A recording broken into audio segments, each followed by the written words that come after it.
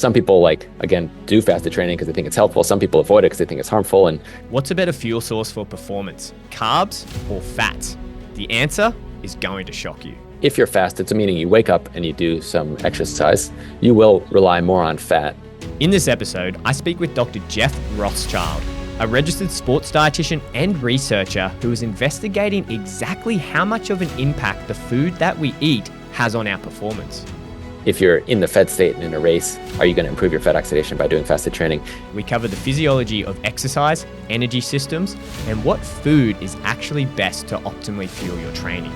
This is a great chat, so let's get to it. I think it comes down to just because you can, it doesn't mean you should.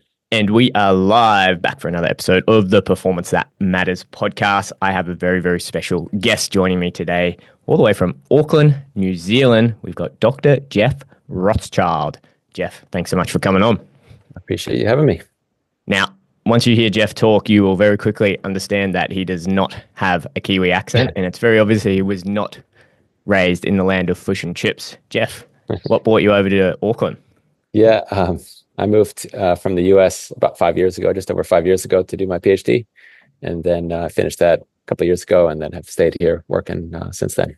Yeah, and whereabouts were you based? What were you doing when you were over in the US? I lived in Los Angeles for about 20 years. I grew up in Buffalo, New York, but then for the last kind of 20 years, lived in Los Angeles, just working for the past, I suppose, 6 to 10 years of when I lived there as a private practice nutritionist.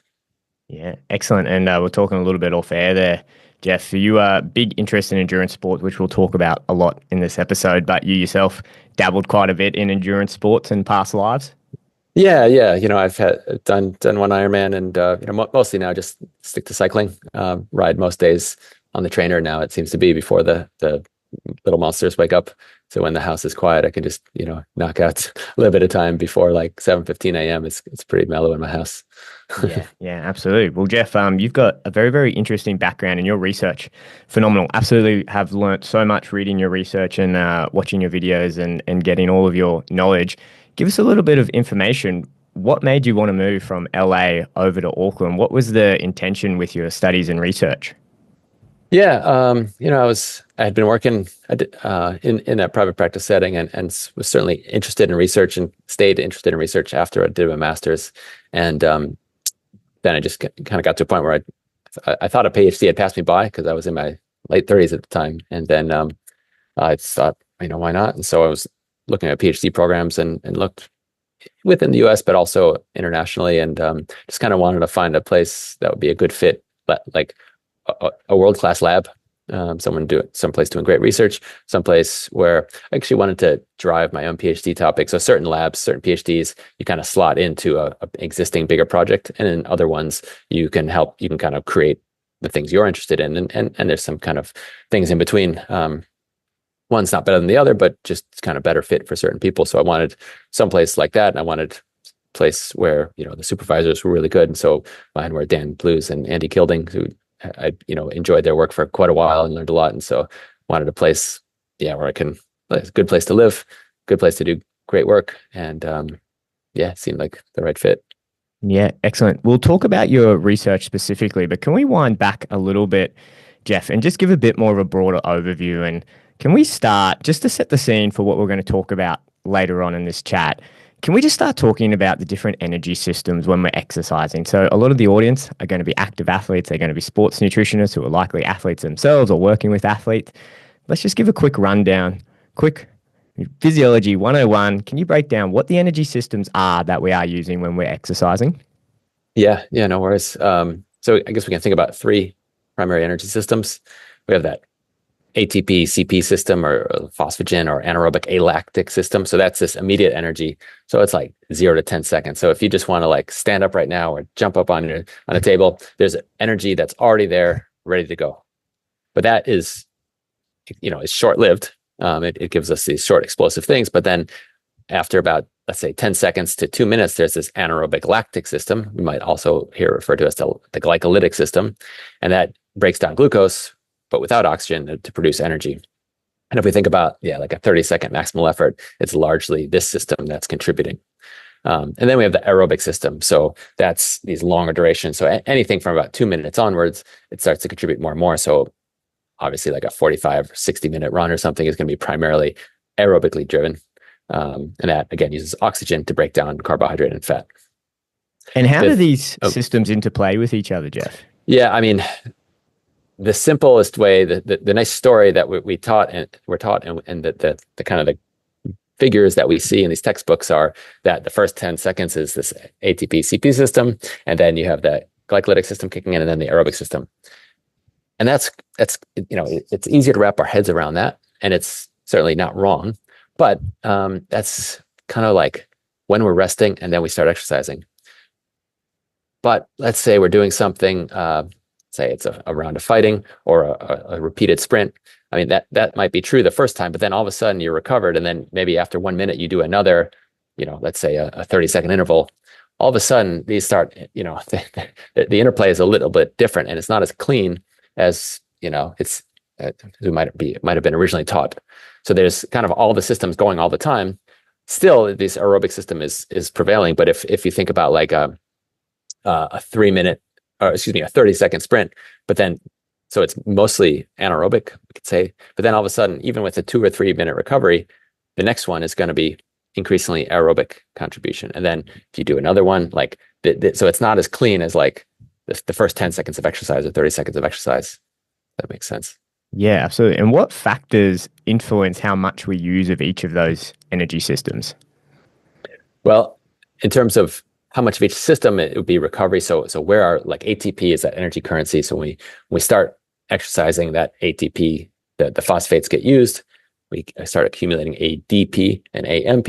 So kind of that the ratio of those phosphates and the AMP, ADP, ATP, that's dictating what those systems, and then also the intensity that's required. So how much ATP we're kind of asking for. If we're just going along at like a steady jog, it's not a big deal to create all that energy aerobically.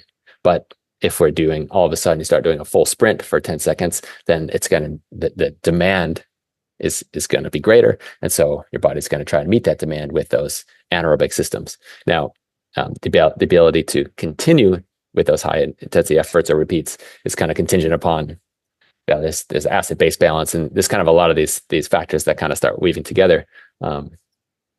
But I think that a good way to think of it is kind of the intensity and kind of the duration is probably the simplest way to think about it. What's dictating that?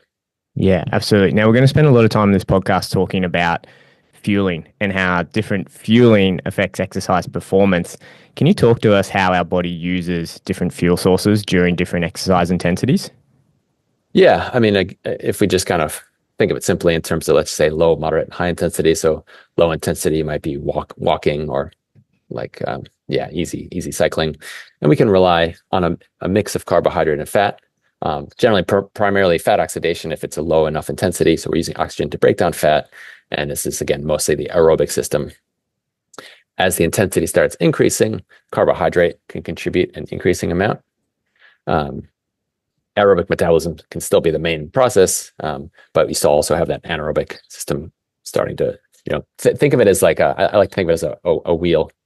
There's a machine. So at the top, we have carbohydrate, fat. There's a little wheel that spins around and creates energy in the first, the anaerobic system. And then that output of that, so it goes to pyruvate and then goes through the aerobic system. So at low intensity, the wheels are spinning around. Everything is good. As the intensity starts increasing, the wheels have to start spinning faster because the energy demand is greater. So these machines are spinning faster. But all of a sudden, if we start going really fast, let's say above our, let's call anaerobic threshold, or critical power or critical speed, the demand is outpacing the supply from the aerobic system. So the aerobic system is maxed out. This is, if you're just listening, I mean, it'd be easier to kind of visualize this, but imagine the aerobic system is spinning at maximal capacity, but it's not giving us enough of the energy we're actually after. Then the anaerobic system, the anaerobic system will pick up the slack. That'll create a lot of energy quickly for us, but think of it like a revolving door going to the aerobic system. So the outputs of the anaerobic system, the pyruvate, there's a backlog. So those spill out into our cells and into our blood as lactate. because there's too much. And so that lactate goes along with some hydrogen ions, the pH drops. And so, again, I think if you're a visual person, this is easier to kind of see on paper, but basically, the intensity is really dictating these energy systems. Yeah, so if we summarize that, Jeff, just quickly, so when we're moving these wheels really slowly, we're getting enough oxygen in, we're below that anaerobic threshold, so we're getting enough of that oxygen in. We can use both those carbohydrates and fats, but we're predominantly going to be using and getting that ATP, that energy molecule that you were talking about, predominantly from our fats. Is that correct? Yeah, fat and carbohydrate, it kind of depends on our feeding status, which maybe we can kind of come back to, but like if we've eaten or if we're fasted or where our glycogen levels are. But the key thing is that it's all coming from this aerobic system. Yeah, and or largely, yeah. And you mentioned there, Jeff, and I think that's important to touch on. Can you explain, just for people who don't know, what is your anaerobic threshold? What is that point? Because it is at that point, right, that you said we start making these waste products and these systems change a little bit. Yeah, I mean, there's a lot of debate about the anaerobic threshold, the term, and the exact point. But I think, again, from like a nutritionist and an athlete standpoint, we can think about this as where the demand for energy outpaces the supply that could be made in a sustainable way. So another word for that point is the maximal metabolic steady state. So basically the highest intensity that you could sustain where everything is kind of going along at steady state, meaning there's not an accumulation of lactate or hydrogen ions or things. So it's the highest sustainable pace. Above that, then you can make that energy, but there's going to be some things that are accumulating. Like again, the hydrogen ions are going to increase, which means your pH is going to decrease, which can lead to fatigue. Lactate will increase. So it's basically this sustainable from non-sustainable. Steady state versus non-steady state threshold. Could you give us some examples of types of exercise that are common, let's just say in endurance sports, even specific workouts where we would be, say, in this state where we can be in this steady state where we're getting enough supply to equal demand, and then say some sessions or training that endurance athletes would be doing where that wouldn't be the case? Yeah. I mean, it can be as simple as any kind of interval session. I mean, if you think about like your hardest 30 minutes, the hardest you could sustain for 30 minutes is around that maximum metabolic steady state. And again, there's differences in how long you can hold that, but let's just say roughly like 30 minutes, you go as hard as you can for 30 minutes. That's kind of like, by definition, you're sustaining that for 30 minutes so you can hang on there.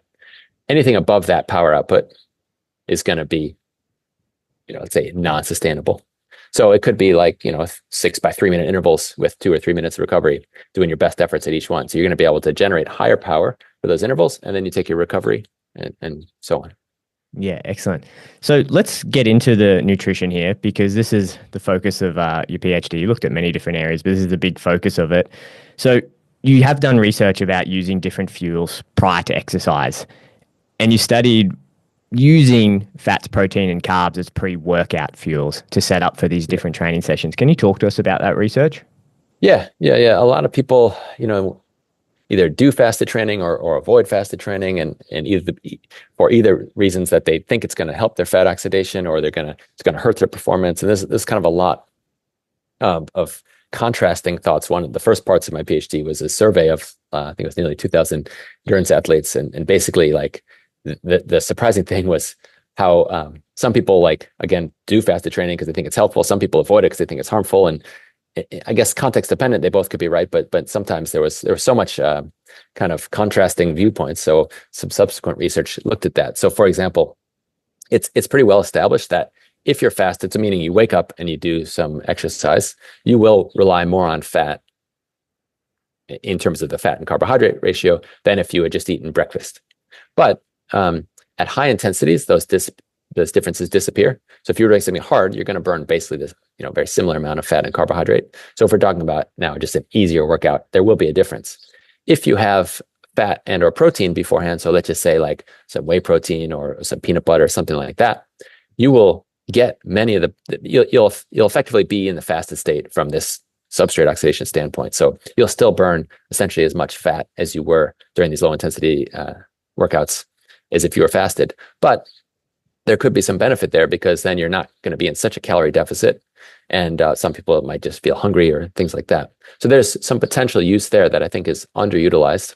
From a performance standpoint, if the session is less than around 90 minutes, so let's just say a 1 hour kind of interval session where, let's say you do a warm up and then maybe it's, like I said, 6 by 3 minute intervals or 2 sets of 5 by 3 years, something along those lines, that where the total workout is 60 to 75 minutes, somewhere in there, I don't believe performance will be affected at all. So even people say, oh, well, your top end performance you need to be fueled for. That's not what my research has shown, and the other research has shown the same. It's where it matters is when you get longer and harder. So 90 minutes plus. So a long, hard workout. I do believe there's a difference in terms of how well you perform if you're fasted or if you're fed with carbohydrate. But again, for these shorter workouts, it doesn't really matter too much. Can we dive into that a bit, Jeff? Because what we're saying here is that if you wake up and you complete these high intensity sessions fasted, so first thing in the morning, a lot of guys get up, roll out of bed, and they've got these high intensity sessions.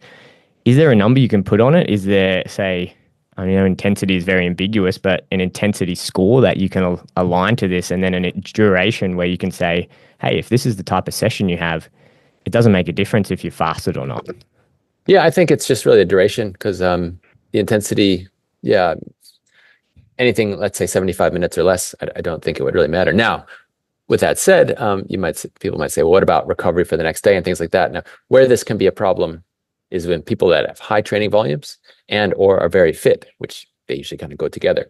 The reason for that is because someone's burning a lot of calories. So someone who's very fit and also bigger in body size can burn 1,000, 1,200, 1,400 calories in a hard hour, whereas someone who's not very fit or is smaller might only burn 500 or 600 calories in an hour. That means that deficit that they're digging for themselves in a fasted workout can be, like I said, double. And then if you couple that up with another workout later in the day or something like that, you can really get yourself into too big of a deficit. So I think if someone's, let's say, exercising like 7 hours a week or so or less, so basically like if you're doing an hour a day, I don't think it matters. If you're training 20 hours, 25 hours a week, I do think it matters.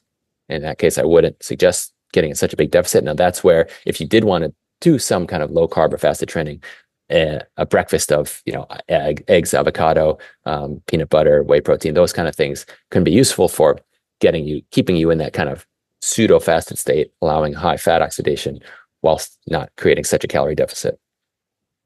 And why is it, Jeff, that say someone would want to go into that, say, fasted state to get that fat oxidation? If we're saying, even if they're going in, they want to eat, and you, like your research said, you can have the fat and protein before your workout, and it'll simulate as if you were fasted, you get better fat oxidation. Why is it that that's favorable?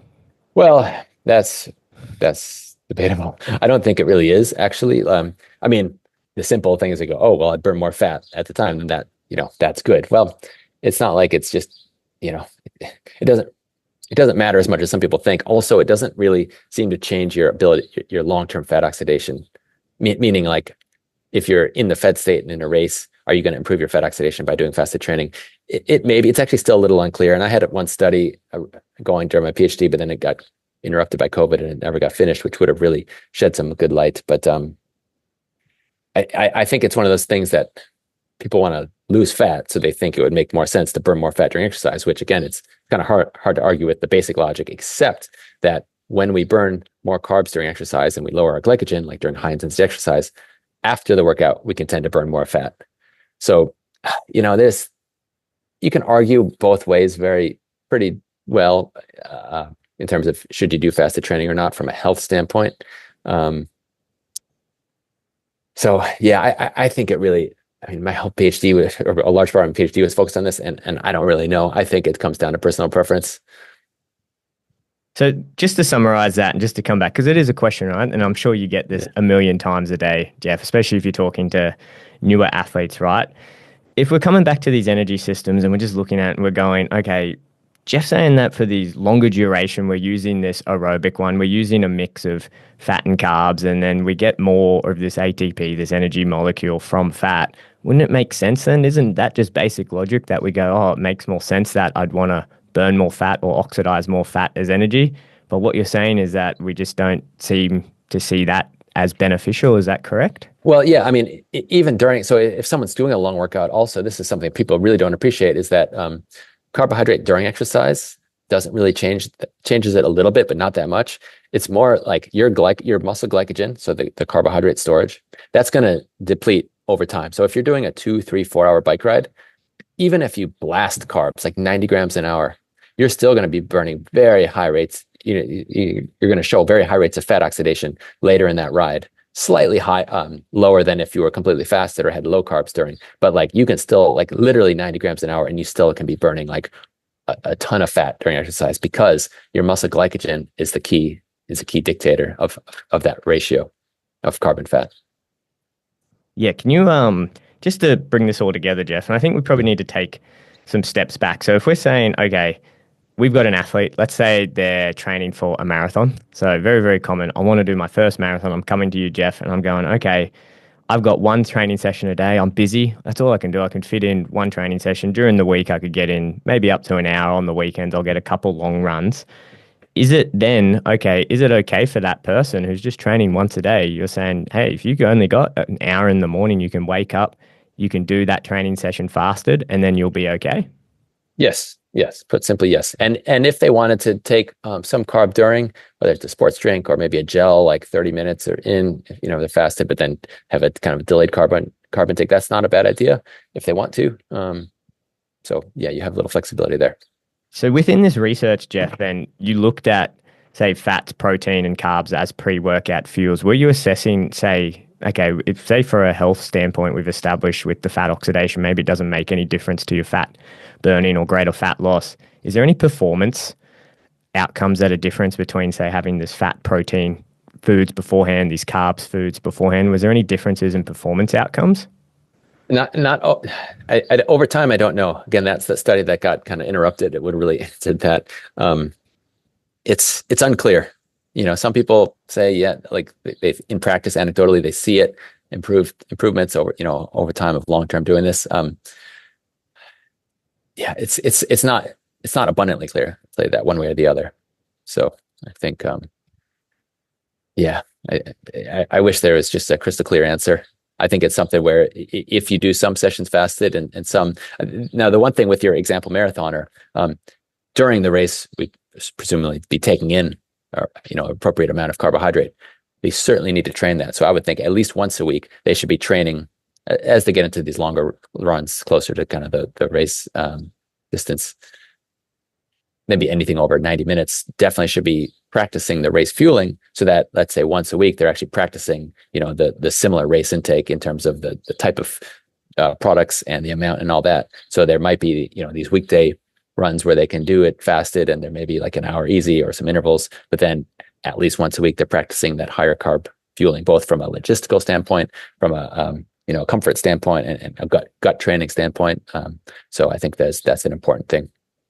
Yeah, and that's brings us on to this next point, Jeff. Say that marathoner that's training, maybe during the week they only get their hour-long sessions in, but say they get a 2, 3, maybe 4-hour run in on the weekend. How does this change if we've got supply for 75 minutes or so, and you're saying, hey, if you've got a session less than 75 minutes, you got enough in the tank there, you can get through. It doesn't really make too much of a difference.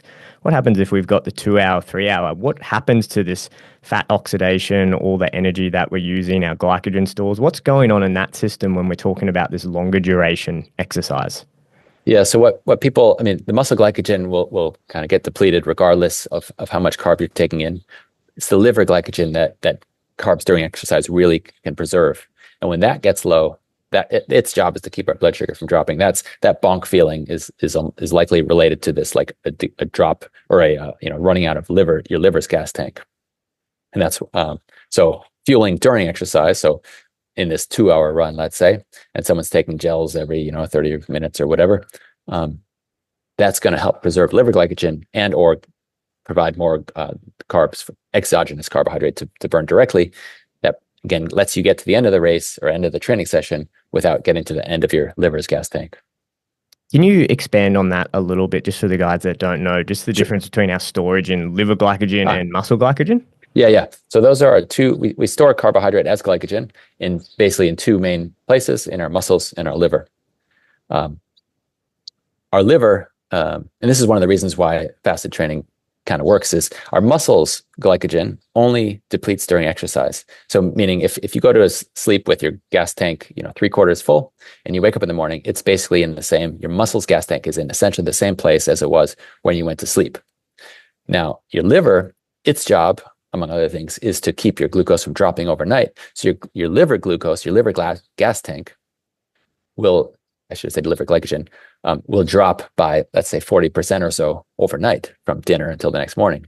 And so this is kind of the limiting factor in these morning workouts, and which is why delaying carbohydrates. So if you had a gel, let's say 30 minutes in, if you really wanted to, that can help kind of maintain that. And so during exercise, we burn our muscle glycogen. We burn, again, the fat floating around from inside our muscles and also from the free fatty acids that come out of our adipose tissue. We have glucose coming from our liver that gets put out into our blood, which can then get burned by our muscles. And then we also have the glucose like from our gels or sports drinks. So there's a bunch of different sources of energy, and the reliance on one over the other shifts over time. So initially during exercise, it's our muscle glycogen and our muscle triglycerides, and then gradually, it's not an on-off switch, but gradually this focus, the thing providing the energy shifts towards the free fatty acids from around the body. And again, the glucose that's put out from your liver and from the exogenous, meaning the outside, like the gels and sports drinks. Is that why, Jeff, when we're saying, okay, if you've got a 75-minute session, even if it is high intensity, you'll be able to get through it because initially we're using this stored carbohydrate, this stored energy that's in our muscle, and you're saying, hey, you've got plenty in there to get through 75 minutes worth of high intensity training, even if you're going really hard. Yeah, exactly. And of course, it depends on how low, if you purposely have lower glycogen from, let's say, a workout the night before or something, that can change things. But if we're just talking about like kind of normal, training once a day and eating a mixed diet, then yeah, you should have enough in the system. And again, very rough. You and I work with athletes, all different shapes and sizes who have different storage tanks. But let's just say for the average athlete listening, how much glycogen are they storing in that muscle? And how much food would they have to be eating, say, the day prior? If I'm doing a high intensity session the next morning, I don't want to have breakfast. Maybe I'll just load up the day before. How much am I meant to be eating?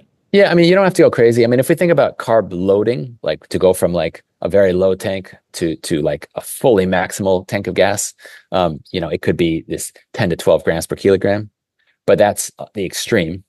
But if we think of, let's say 10 grams per kilogram will more or less fill us up, little, not quite, but, and then if it depends on where you're starting. So it depends on what you've done the day before. Your body's going to kind of naturally refill itself just from having your diet. So to some degree, it depends. But if you're doing that hard workout, let's say tomorrow morning, that means you probably haven't done anything too hard the day before, in most people's training. So you're probably at least kind of a moderate level of glycogen. So long story short, I don't think you have to go too crazy. Maybe you just include some carbohydrate at dinner. Just having something, if we just want to have something to prevent bulking during a 60 to 75 minute workout, probably an extra, 1 or 2 grams per kilogram would be fine. Yeah. Is there a number in total grams that you're confident saying maybe it's 200 grams per day, 300 grams, 400 is a number that you can say, if you have that, look, you're pretty much well covered? I'd be reluctant to say that, but probably, if you're, again, if we're thinking about the marathoner training 1 hour a day, roughly, then probably this, like, again, depends on their body size, but, 3 to 5 grams per kilogram. 3 to 5. Probably, reasonable. Yeah. Perfect. Yeah. Excellent. Now let's talk about that. So that person wakes up, Jeff, they're doing this high intensity session. I think this is worth going over because it's something that a lot of people don't quite understand, right? So you're saying when you start that exercise, first thing that you're going to be tapping into, your body's going, I need some store. We're running on this treadmill, running up this hill, doing this fartlek, whatever we're doing, we're looking at taking this muscle glycogen first. Then we're going to be looking in and we're going to be using some fatty acids that are also in the muscle. But then after that, we're going to be coming outside and we're going to be looking to, say, liver glycogen and blood glucose. Is that correct? Yeah. I mean, of course, it's not like one than the other, but the prevailing systems. Yeah, I think that's a reasonable way to think of it. Yeah. And so let's just say 3 to 5 grams per kilogram the day before, you've got enough muscle glycogen. And you mentioned this term before, bonking. And if you guys listening haven't heard of this, another word for this is hitting the wall. And if you haven't hit the wall before, you definitely will know if you have, because it's the worst feeling in the world. It's absolutely horrible. It can turn a great day into the worst day on planet Earth, and you don't want to do nothing but just sit down and cry.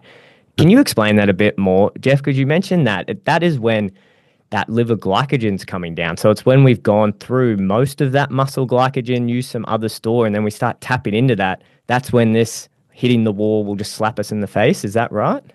Yeah, I mean, yeah, essentially, if your body is out of carbohydrates, either external ones, exogenous ones, or your internal stores, yeah, there's a point at which you just kind of can't go anymore. But the crazy thing, and this is, I don't know too much about this, how these brain interactions are, but as soon as you have like a sip of Coke or a little bit of a gel, you feel better like that. And of course, it's not absorbed that quickly. It's not going through your GI tract and being absorbed to your muscles. So there is a relationship, and this is why the carbohydrate mouth rinsing kind of is a thing. There's definitely a connection between your oral receptors and your brain. Again, it's not something I've kind of looked into too much, but anyone who's bonked and then has like again this smallest sip of Gatorade or Coke or whatever, like you feel better instantly. So there's some interesting stuff there. Yeah, absolutely, absolutely. So let's talk about delaying that bonking then. So what are some strategies if you've got this athlete and they are doing the 2-hour session, 3-hour session? What are some strategies that they can do so they're not hitting the wall, they're not bonking? Yeah, I mean, appropriate fueling is it like you shouldn't really bonk, provided you haven't like lost your bottle or your food or something. I mean, if you're anywhere between, it depends how long the session is and your fitness level, but anywhere between 30 to 70 grams an hour is usually appropriate. And some of the pro cyclists are getting up to 120, 130 grams an hour of carbohydrate. But for most people in most situations, it's like kind of 30 an hour. 30 is like one gel or just a bit, a bottle of sports drink, and then some combination of gels and sports drinks or chews or whatever can usually get you through like most workouts, and it usually shouldn't be a problem. Is there a number that you can put on that you would say like per hour, or have you looked into that or personally? Yeah, I mean, again, it kind of depends on the intensity. If you're simulating your race, plan in terms of running, you might be in that 50 to 70 grams an hour range. So let's say maybe it's 2 gels or something like that an hour, or it doesn't have to be gels. It's just kind of an easy way to talk about it. And so that, for if you're doing a race, 10 to 15 miles or something like that, at race pace, maybe you want to kind of practice your race fueling. So yeah, that should be fine. If you're doing an easy jog, a long, easy one, that you should be able to get away with lower. Now, what I find in practice is a lot of people, just because you can get by on either nothing or maybe just one gel, like let's say you're doing a 2-hour, really low intensity, below marathon pace run, just because you can get by on 0 or 1 gel total doesn't mean you should, because again, it's part of it is practicing fueling while you're running. For sticking with running example, just kind of getting your body accustomed to eating and running, chewing, those kind of things. So I think there's a degree of logistical practice that's important as well. Can you talk to us about that, Jeff? Because I'm sure you've dealt with it, and we've dealt with it a lot, where a lot of the consensus, I think lately, especially endurance athletes, they're a lot less carb phobic than what they used to be, and they're very much more accepting. Yeah. However, there's still the more ketogenic, the carnivore athletes that are very adamant that, hey, you know what, I don't need carbohydrates to get through this 100-kilometer, 100-mile race. I can absolutely do it. And I've worked with them. I've raced against them. I've trained with them. They do get through it. Can you explain how that's happening then, Jeff? If we're saying, hey, you probably do need some carbohydrates, how are these guys getting through these races if they're not ingesting any? Yeah, I mean, like you can, because like those systems we talked about before, I mean, the machinery gets upregulated based on training and what we feed it. So meaning if you have a low carb, high fat diet, the enzymes that break down or that burn fat get cranked up, and the carb burning enzymes get cranked down. And so your body is remarkably adaptable. So you can, and the longer you do those, say low carb diets or high fat, and couple that with the training, yeah, your body can adjust and it's fine. Like in terms of you can get through it. Even I think most low carb athletes tend to have some gels. So even if it's a 30 to 50 grams an hour, like kind of the lower side of carb intake during exercise, it tends to be helpful. Yeah, I mean so think it comes down to just because you can, so it doesn't mean you should. Can you elaborate on that a bit more? And I guess it's integrating these energy systems back. And what do you mean by low carb enzymes and high fat enzymes, So Jeff? yeah. So to burn, let's say fat, we just think of this system as fat goes in and out comes energy. But there's a whole bunch of things, chemical processes that need to happen. When we talked about that wheel analogy before, there's a lot of enzymes that make the chemical reactions occur. Some are kind of in the fat burning machinery. Some are in the carb burning machinery. Some are, there's enzymes all over our body.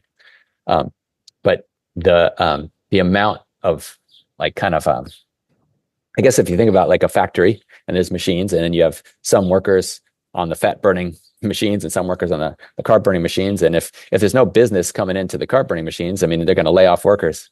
And if there's a ton of business in the fat burning machines, they're going to hire more workers. And so these machines can kind of turn over, and so that's basically what happens in our body. It doesn't want to waste resources on things it's not using. And so, over time, and this can happen very quickly, even in 5 days of a low carb, high fat diet, you can shift the kind of the staff, if you will. And so, and what we feed it sets up the machinery, and then the machinery is how we make energy. And so that's then shows up in, during exercise. Does that make sense? Yeah, absolutely. And so I guess if we're kind of trying to bring this all together then, so we've got this environment where our body's got these three energy systems. We've got the ATP PCR, which is really fast. So say if we're doing really, really fast sprints out of the blocks initially, jumping up and down really fast, we've got this glycolytic, which is dependent on this glucose and operates without oxygen, very, very high intensity. And then we've got the aerobic, which is our longer duration, slower energy systems. But within those energy systems, they're being fueled predominantly by carbohydrates and fats. But the ratios at which we're using fats as energy and carbohydrates as energy are going to depend on a lot of different things. And what we're saying here is that can be manipulated with your diet. And that's definitely the research that you've shown. And what you're eating before your workout will manipulate how you use energy to fuel those energy systems. What you're eating during your exercise is going to manipulate what you're doing. Is that correct? Is that where we're at right now, Jeff? I think that's a good summary. Just a small, I guess, distinction is the enzymes and things. Those are slightly longer term changes. So that might need a week of a low carb or high fat diet. What we're talking about in terms of the pre-exercise meal is just affecting the kind of the hormonal environment. So insulin, for example. So carbohydrate increases insulin, that kind of shuts down the fat burning system and shifts the focus there. So it's small nuance in terms of, so the during and the before and during food changes things just in terms of the environment, whereas the slightly longer term food intake changes kind of the machinery. So I guess what we could say, Jeff, then is that there's a few different opportunities that we can use our nutrition here to adjust and change this system to get these different energetic pathways, or how our body uses fuel differently. And I guess what you're saying right now is, and I wish you were able to finish that study, is that right now we're not quite sure. We're not sure, hey, if you do this and you eat this particular way, you're going to get upregulated with more fat. We don't quite know if that has more performance benefits, or hey, if you do this and you eat more carbs and you give more pay to the carb enzymes and you get more of them, we get a better performance. Or is there a position that you're in, maybe let's talk about research, Jeff, and practitioner, Jeff, where if you've got an athlete coming to you and I'm saying, hey, Jeff, I want to run the best marathon time I can, is there opportunities that you would say, hey, Geordie, do these, and I think that's going to set you up best to get that marathon time? Yeah, maybe that's a good segue into some of the training load stuff, because I guess, if we think about, I guess what you're asking is, how can we best use nutrition to get the most out of training? Yes. Is that right? And so I think, it's pulling up, looking for something, a note ahead here. Like if, let's say you're working with an athlete, I mean, what are the goals from a nutrition standpoint? I mean, we want robust health. We want healthy athletes, right? Mm-hmm. We want to support their training goals and want them to bring their best on race day. So that just kind of from a big picture, right? If we're focusing on training goals, which it sounds like we are right now, to me, the goal of nutrition is to like I said, support training goals, meaning allow them to complete the appropriate training. So I really see nutrition as being more foundational to achieving, well, high or appropriate training loads, as opposed to saying, oh, this pre-exercise meal, this one is gonna, you know, we're tweaking the enzymes. I think it's more about the training, and the nutrition is there to support the training, meaning let the athletes complete all the training that's, prescribed every day, feeling good or, as appropriate, not getting sick, basically just kind of like I said, supporting. If you think about even a recreational athlete, I mean, from the beginning of a training block to the race day, they might have, I don't know, 10% improvements or 15%, like some major improvements in terms of like your 5Ks time or whatever, like even in a 10-week or 12-week training block. The effect of nutrition is going to be much smaller than that on an acute basis. But when nutrition can help support that long-term training, that is where I think actually the kind of the money is. So it's a little bit more not obscure. It's harder to kind of point your finger on, than these. It's great to think about these things that we've been talking about, and I don't discount that it is something. But if we want to say, how does the athlete get the most from how does nutrition contribute to the athlete getting the most out of their training and bringing their best on race day? I think it's really about allowing them to do the training, which means not bonking, not again recovering appropriately. Not, all the things that go in hand with what we're talking about. But I just think the emphasis is, instead of going, oh, should they do it fasted or fed to get the best adaptation? I think it's actually more about the bigger context of what they're doing. So would you say then, Jeff, is this a fair statement to make that training is the most important part and then nutrition is just supporting the training? Yes, absolutely. So an analogy I often use, Jeff, you're a cyclist, I'm an ultra endurance runner. And is this correct in saying, say if Jeff, you invite me over to Auckland, I come over and you say, let's go for a 30-kilometer bike ride and let's have a race and see who races the best. You go into that ride fasted. I eat the perfect diet. I'm going to carb load into it. I'm going to have 10 grams per kilogram. Going into it, I'm going to eat the healthiest diet ever. You and I toe this start line. I would bet my bottom dollar, Jeff, that you're absolutely going to smash me in that race because I haven't been on a bike in years and years and I'd probably fall off the second I get on it.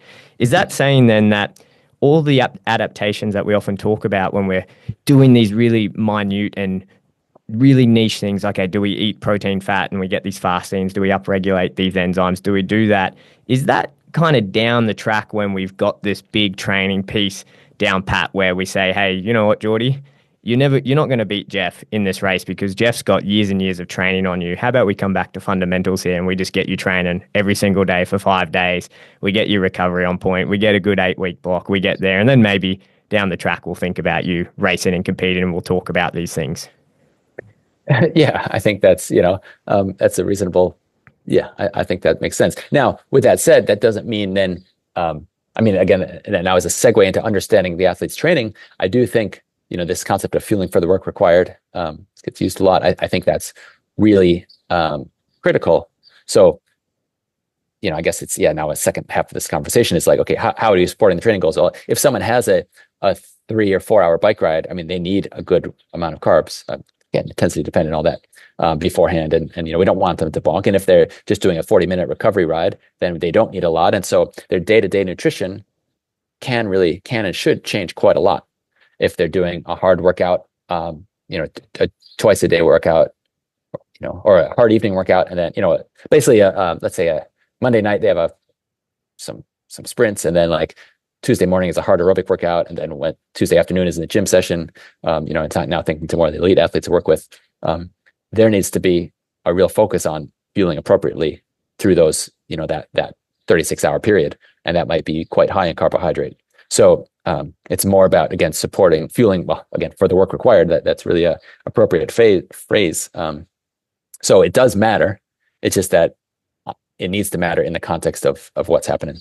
So we can break that up into 3 different phases, I guess. The approach you would take, Jeff, is that there's the everyday health, which would probably be your daily diet. Make sure that's good and getting enough calories in so you can actually turn up to the training, be healthy and be able to get through that and you're not getting sick running off to the doctors. There's fueling for the training, which we'll dive into a lot because I agree with you. The fuel for the work required approach is great. Not so, bit too ambiguous when we get into the the nitty gritty of practice. And then it's okay, if you've got the specific race, so you've got a 100-kilometer run or you've got a 200-kilometer bike ride, we need to have race specific strategies to help you get through that. So if Yep. we can go back to this training then, and we can establish, okay, there's all these energy systems, there's probably things that you can, adaptations that will help you, and training is going to probably give us the most bang for buck. And you getting to training every single day, largely, if you have a good daily diet, you're eating good food, you've got good calories, you can get to that training. But then we're going, okay, we've got these higher intensity sessions, lower intensity, we've got these long sessions, we've got these short sessions. I've probably got to eat a little different between these sessions. Like you said, the feel for the work required. Absolutely love it. Love that concept from Liverpool, John Moores. Love the work that those guys do. But you know just as well as I do, Jeff, when it comes to this session, if I've got a 2-hour tempo session compared to, say, a 4-hour race pace run, very, very different in how you're going to fuel it, very different in the energy. And we quite often just break this down into, hey, this is a high session, this is a moderate and a low. And us as practitioners are often left there going, well, what does that mean? What does that mean? Can you talk to us about your research into this? And okay, how do we actually determine what we do with these high, moderate, and low sessions? Yeah, no, that's spot on. Like that key paper that those guys wrote, led by Sam and P, and they give that template of high, medium, and low, like you said. And I actually, from a practitioner standpoint, like in my head, it's kind of clear. Let's say for an athlete, and I can give them high, medium, and low, and to me that makes sense. But what I realized was all of a sudden, what's high? How high is high, and how low is low? And to some people, a high carb day is like adding a banana, and some people it's like 4 plates of pasta. And so, kind of understanding those needs better was kind of where my next kind of that post PhD research started to focus on. And so if we know someone's training load, and we can use any metric, let's say TSS, if you use training peaks, or can we use this training load to kind of adjust their carbohydrate intake based on their planned or kind of recorded training load. Excellent. And what did you find when you went through this? Because this is very interesting. I'm just going to wind it back to something that you said earlier too, Jeff, is that if we're talking about, okay, we've got this specific training here, how many calories is that particular person burning an hour? How many carbs is that particular person? Like you said, that's going to change if this person's a big person, small person. The intensity will change based on their fitness. So even if you say, okay, we're both doing this same session, I might be burning way more or way less than what you are. And there should be a system that we can determine, okay, well, what is that? Can you talk to us about how you're trying to figure out what that system is? Yeah. So basically, I wondered just that. And I thought, well, okay, if I have these training load measures coming daily or, from these athletes, can I connect that to their carbohydrate use or calorie use in some way? And if you don't know, like, let's just take TSS as the example. And again, if many people might know what that is, but basically it's training stress score. A score of 100 would be equivalent to your hardest hour. So if you did an hour as hard as you could, that should equate to a TSS of 100. And then it kind of scales up and down. And there's a formula you can look at, but just, think of it as, how long and how hard your workout was. Me and a professional cyclist can both have same TSS, and be burning a completely different amount of calories, so 500 to 2,000 calories difference or something per hour, let's say, so can you still use TSS to get an estimate of the calorie expenditure? And I thought, well, you could if you knew someone's like VO2 max or their FTP or their anaerobic threshold, things like that. So I basically set up a lab study to kind of figure out just that. And then can you model? So can I take a new athlete, Jordan, can I take your TSS? And if I know your VO2 max and a couple of the little things, duration of the workout and things, can I estimate how many carbs or calories you burned during that workout? And that's the paper that, we published a few months ago. Yeah, excellent. Can you talk us through? And what did you find? Yeah, of course. So basically we set up, it started with 15 cyclists that did 4 different training sessions in the lab. So I measured their carbohydrate and energy expenditure using lactate and mass, basically measuring those systems we talked about earlier. And then then I had the training load metrics for each of those sessions. And so briefly, it was a 30-minute easy session, a 90-minute easy session, and then 2 different types of interval sessions. So when I had these 4 sessions for each person, and we had the calories burned and the carb use and the training load measures, then we made these models to say, can we estimate the carb use based on training load plus, like I said, VO2 max or PT2 or these thresholds, a few pieces of relatively easily available information, non-invasive things. And then we tested these models in a new set of cyclists, runners, and kayakers. And basically, they with with a few little adjustments, I mean, and some calculations, you can apply these models in cycling, running, and kayaking to get a reasonable estimate of basically someone's calorie and carb burn if you just know their VO2 max and their training load, and like I said, a couple of these easily available things.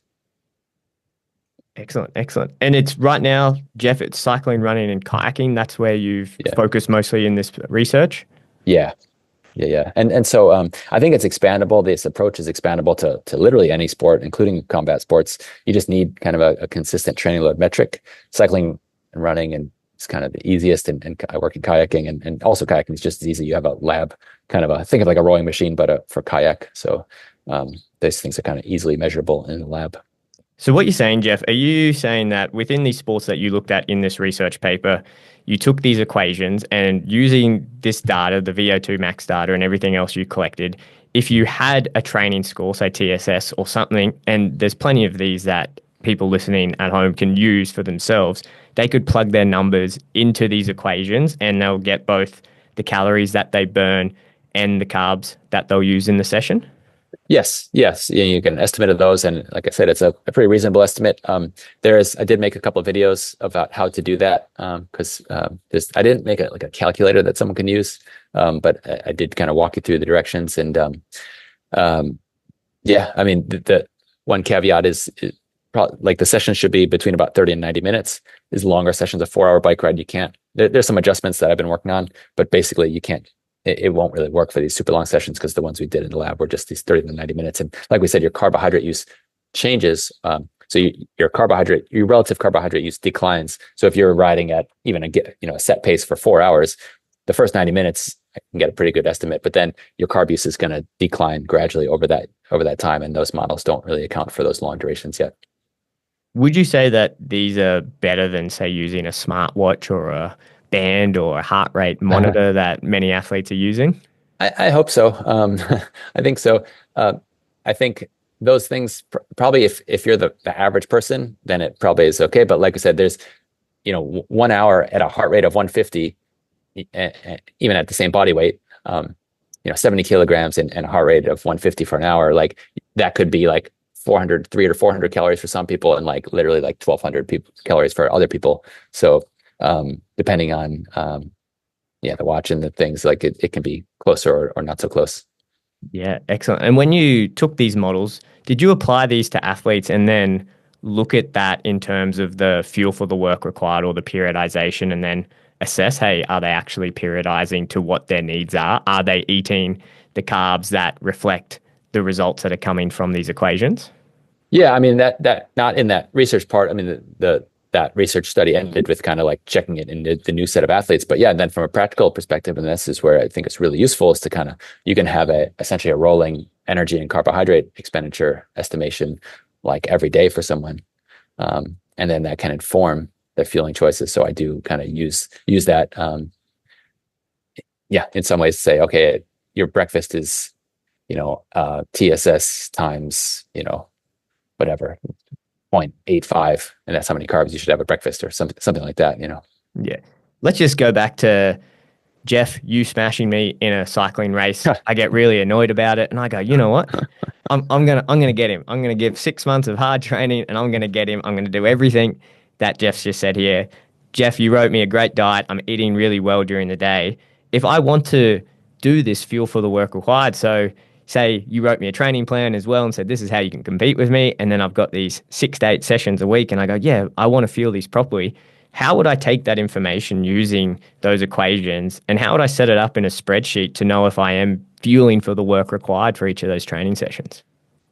I don't think you would take that many weeks to catch up to me, so that's one. But that's where, I guess working, like, a few options. One is working with someone like on your team or me is an option. Hexus is an app that Sam Impey, one of the guys from, it's really kind of the Fuel for the Work Required original research, is co-founder of that app, and they do an excellent job of kind of taking your training and kind of adjusting, essentially doing that for you. If with some knowledge, you can do it on your own. But I think for like an athlete that just wants to apply these principles, I think it's not impossible to just do on your own. But I think, I mean, it's like we all spend a lot of time thinking about and learning about this stuff to be able to kind of make sensible choices in terms of making plans. So, yeah, I mean, you theoretically could just figure out your burn for each workout, and then you'd have to, consider your resting needs. Like if you, I don't know, had an off day, and you'd want to consider the last workout and the next workout, and then what you have coming up after that as well. So, I mean, there's a lot of consideration to it. It's certainly possible, but I guess this depends how deep your knowledge is and how much you want to do on it. And do you apply this with your athletes that you do work with? Yeah, absolutely. Again, and initially it was, I just thought people would all get the high, medium, and low carb meal. And then when I realized they kind of need numbers to go along with that. So what I do, I mean, not for everyone, of course, but for some of my like Olympic athletes there, I'll get the training plan in advance, get an estimate of the TSS for every workout for, let's say, the coming week or the coming training block, and then use kind of a combination of rule-based logic and some of the calculations of expected burn from these sessions to then spit out a number for each meal, a carbohydrate target for each meal, which again considers what they just done and what they have coming up. And let's just talk purely from your practice with your athletes, Jeff. And if you need to be general, that's okay. Have you found that there's trends where there is a huge variance between individuals where, say, Sally has to have, say, 90 grams of carbohydrates to support her 2-hour long session, where Susie only has to have about 60 grams? Is it pretty individual in that sense? Or are there some sweeping statements where, hey, you know what, if this person is this size and is doing 2 hours, generally most of these guys need X grams of carbohydrates to get through? Or do you find, no, it is actually very individual? Yeah, I think it's pretty individual, but within a person. So if I have, let's say, 5 athletes in a squad doing the similar training, the moderate meal for one person might be 0.8 times grams per kilogram times body weight. Another person might be 0.9. Another person might be 0.95 or 1. Same thing, a high carb meal might be 0.95 for one and 1.2 for another. So where those high, medium, and low carb meals sit really can vary for people. And that just gets kind of honed over time, and then it can kind of gradually just get refined. And so every week when I make a new plan, that for that person, it kind of stays. It's the high, medium, low carb meals might be similar across athletes, but then the precise amount is based on both their body weight, and then there's that kind of preference of higher, slightly higher or lower on that spectrum. Yeah. And again, coming back to your analogy with the factory and the low carb enzymes, high fat enzymes, the high carb enzymes, the goal, and correct me if I'm wrong, by doing this and figuring out, okay, this is how many carbs you're actually burning in this session, we need to figure out if it's high, medium, or low, is because you want to give the right resources to the workers that are doing the work in the factory for that activity. Is that fair to say? Yeah, and another thing about that Feel for the Work Required paper that really lays out well is this framework. So again, thinking about our gas tank, our glycogen gas tank, you want to end your workout with about a third of a tank. So if you end your workout too low, like completely depleted, that's not ideal from an adaptation standpoint. So now this is getting back to the adaptations too, how we're supporting the adaptations. And I guess I kind of skipped over this before, but it is critical. If you if you carb load for like an easy training session, you will probably not get the most out of that training session. So if you end your workout with 95% a gas tank full, like if you start at 100% full and you end the workout at 90% full, you're not going to get the adaptation you want from that workout. So you want to have the right amount in the tank so that it's where you end. It's really where you end that matters, not where you start. But all this, what we're doing here, and again, I should have been clearer about this earlier, you're starting so that you end in the right place. So we're adjusting the start position so that you end with, again, let's just call it a third of a tank. There's a little bit of, window room, a window for opportunity, but yeah, so you don't want to end too low. You won't complete the workout effectively. You don't want to end too high. You won't get the adaptations you want. And so you want to start with enough in the tank. So you have to know how much, is it going to be 4 hours of like kind of mixed intensity and a pretty hard workout? Well, then, yeah, you want to start pretty high because you're going to end quite low. If it's a 60-minute easy one, well, you're not going to burn that much. So you can start low to moderate, and then so you just go down a little bit. And when we're talking about 1/3 of a tank, out of all the options we spoke about earlier, which tank are we talking about? Oh, sorry, muscle glycogen. So muscle glycogen, which is the first thing that we're initially going to start burning Yep, when we do this exercise, and how much we burn is just going to be determined by the intensity and the duration. exactly. So is that saying then, Jeff, hey, you know what? If I've got a morning session and it's high intensity, is it then favorable to maybe I don't want to have as big a meal the night before because I want to finish on 1/3 of a tank? So maybe I do want to deplete that. Can you explain? And I'm sure, like you said, there's probably a window here. Let's use 1/3 of a tank. What is the benefit of finishing on that? And is that a viable strategy? Should I ease up on dinner the night before to get there? Well, even if you have kind of a moderate dinner, let's say in this example of someone on a normal diet, you'll probably get there because the higher you start, the faster it'll burn actually. So it's not linear in terms of how fast you burn it. So if you're starting low, you're going to burn it more slowly. But if you're starting super high, it'll burn more quickly. So there's kind of like this curve going on. With that said, yeah, if you start too low, you won't complete your workout or effectively. So there's this danger of going too low, and that's where the experience and practice and some of the kind of the quantifying the numbers really comes together. Yeah, you don't have to avoid carbs at dinner, but you don't need to go crazy. But if you're starting kind of medium and this is again honed over time with experience, then yeah, you want to come in like, do the work, yeah, come in basically with a little left in the tank, but not too much, not too little. And what's the benefit? What's actually going on in the body So the where we signaling, finish yes, 1/3 of yeah, a tank as opposed to a full tank?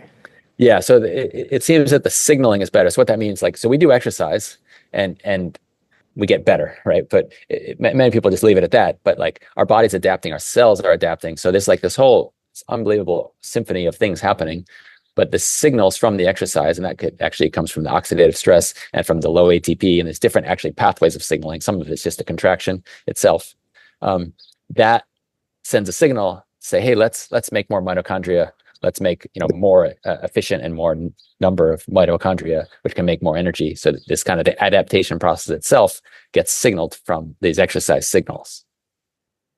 So it's thought that if glycogen is one of those signals, and if glycogen, let's say, again, we end at 90% full, well, that signaling is not going to occur. Now, there's still other signaling, again, in terms of the contraction, or you also might hear about people saying, don't take antioxidants around training, a high dose of vitamin C and vitamin E.